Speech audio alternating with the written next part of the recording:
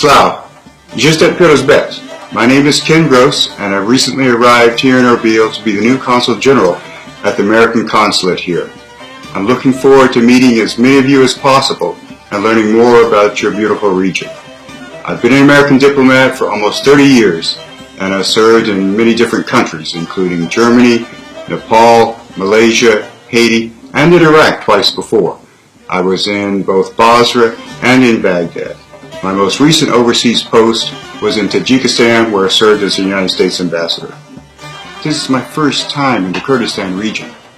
I'm looking forward to learning more about your culture, to meeting as many of you as possible, to learning about your food, and to advancing our mutual interests, such as the fight against Daesh, and establishing strong ties between our two societies. I look forward to learning more and meeting you soon, and I wish you all a wonderful Eid.